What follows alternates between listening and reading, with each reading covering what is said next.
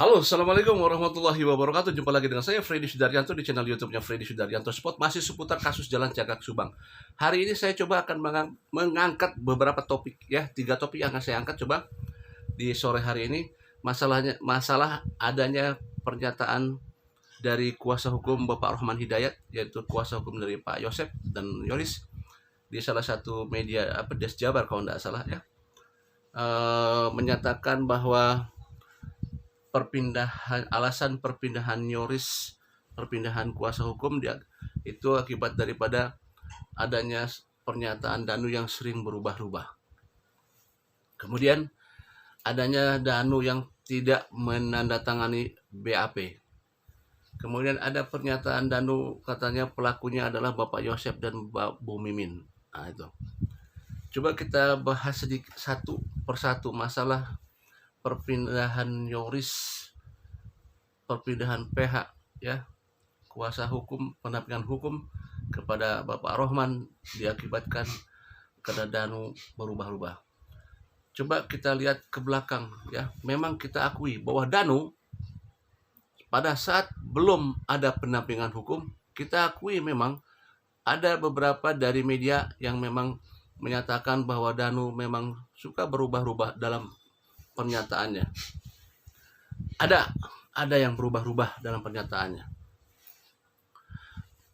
Dimungkinkan karena memang Danu pada saat itu belum ada pendampingan hukum, sehingga barangkali Danu ada yang mungkin merasa terpresur, mungkin stres, mungkin ada tekanan dan lain sebagainya yang mengakibatkan dia berubah dalam statementnya. Dan itu kita akui memang. Kemudian setelah Danu mendapatkan pendampingan hukum, maka yang namanya berubah-ubah itu hampir 100% tidak ada. Dan pada saat pendampingan hukum, Danu tidak sendiri waktu itu, yaitu bersama dengan Yoris. Sebelum perpindahan Yoris ke PH Bapak Rohman Hidayat, itu punya rentang waktu yang cukup lama. Danu bersama Yoris itu bersama-sama, bukan sebentar, ya. Itu bersama-sama dengan Yoris dengan Danu. Dan diakui bahwa Danu pada saat itu sudah tidak lagi berubah-ubah karena dia lebih percaya diri karena didampingi oleh kuasa hukum. Kalau misalkan Yoris perpindahannya karena Danu berubah-ubah, saya kira ini sudah tidak masuk, ya. Tidak beralasan kalau misalkan alasan seperti itu. Oke, sekarang kita coba masalah tidak menandatangani BAP. Itu kan pernyataan dari Pak Rohman. Pertanyaan dari kita adalah, apakah benar? Nah, seperti itu. Apakah benar? Ya. Kemudian informasinya didapat dari mana? Apakah langsung dari penyidik? Tidak, ya. Apakah dari seseorang saksi? Nah, ini harus ditanya dulu. Ya. Kita butuh jawabannya ini ya. Apakah kebenarannya untuk masalah statement bahwa Danu tidak menandatangani BAP. Apakah itu terjadi pada saat belum ada pendampingan hukum untuk Danu, ataukah sudah ada pendampingan hukum untuk Danu? Kalau misalkan sudah ada pendampingan hukum untuk Danu, maka kecil kemungkinan Danu untuk tidak menandatangani BAP. Dan belum ada informasi bahwa Danu tidak menandatangani BAP. Oke, jadi pertanyaannya harus kita yakinkan dulu bahwa informasi ini dapat dari mana, apakah dari penyidik, apakah dari seorang saksi.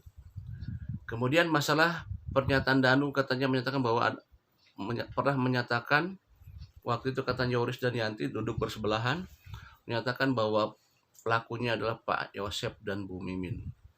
Seperti itu. Ini pun harus di cross check dulu kebenarannya. Apakah benar pernyataan ini? Kemudian, apakah pernyataan ini memang diiyahkan oleh pihak penyidik? Ataukah hanya keterangan dari seorang saksi yang disampaikan kepada Bapak Rohman?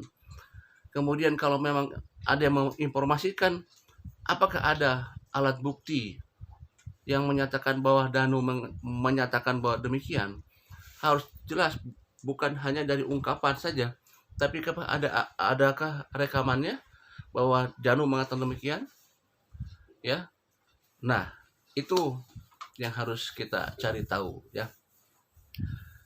Saya sudah telepon Bapak Ahmad Topan Sudirjo ya, bahwa statement ini terlalu mengada-ada. Ini yang saya disampaikan oleh Bapak Ahmad Topan Sudirjo. Terlalu mengada-ada statementnya, dan ini mengganggu daripada proses penyidikan.